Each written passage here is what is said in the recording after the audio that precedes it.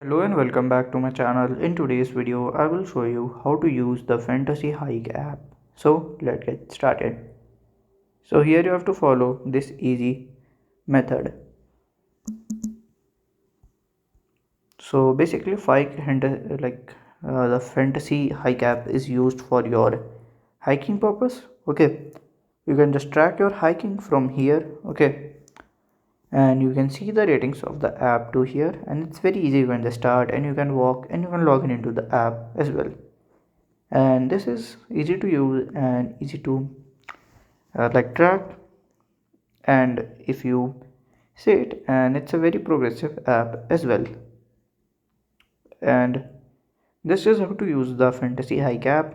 If you have any question, you can let me know in my comment section, and if you find this video helpful, make sure you like, subscribe and share the video. Thank you for watching.